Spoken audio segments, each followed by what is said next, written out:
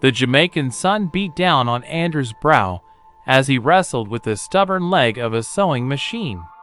The tiny room, barely bigger than a goat pen, was crammed with bolts of brightly colored fabric, spools of thread, and the combined sweat and dreams of him and his 14 friends: Mark, Melvin, Basil, Peter, Lloydin, Everett, Sonny, David, Norman, Unia, Danny, Giffy, and Thaddeus.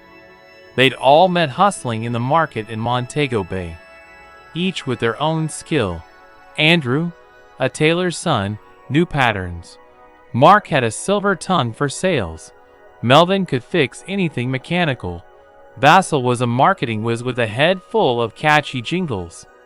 They were a motley crew, united by ambition and a shared frustration with the island's limited opportunities. "Andrew, you fightin' with the machine again, man?" boomed Melvin, his laughter echoing around the tiny space. Andrew wiped his forehead. "This blasted thing. It's like it's possessed by a duppy. Let Melvin work his magic." Basil chimed in, already sketching on a scrap of paper. "While he does, I have a slogan. We're Jamaica, feel the heat." The others groaned. Basil's slogans were enthusiastic. Their first creations were simple, brightly colored shorts and shirts, infused with the vibrant energy of the island. They sold them from a makeshift stall in the market, pushing against the established vendors. Mark, with his effortless charm, could convince a tourist to buy sand if he wanted.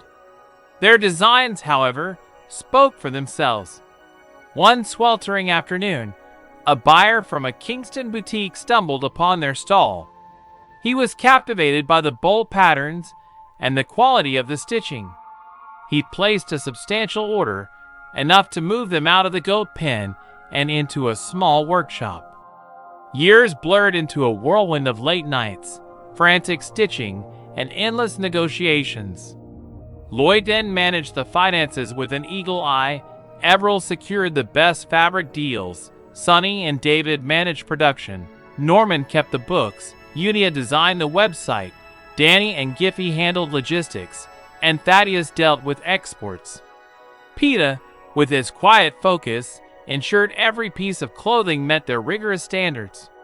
They learned from their mistakes, celebrated their victories, and argued like brothers.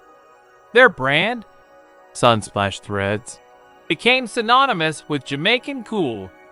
From humble beginnings, squeezed into that tiny room, they watched as their clothes appeared in boutiques from New York to Tokyo. Magazine covers, celebrity endorsements, it all seemed surreal.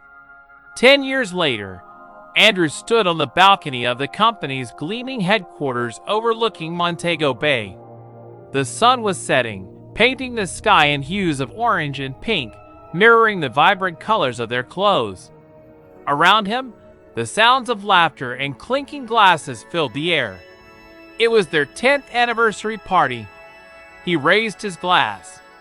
To Sunsplash Threads, to the heat of Jamaica, and to the 15 brothers who dared to dream big under the Jamaican sun. The roar of approval echoed across the balcony, a testament to their friendship, their hard work, and their improbable empire, built thread by thread under the watchful gaze of the Jamaican sun.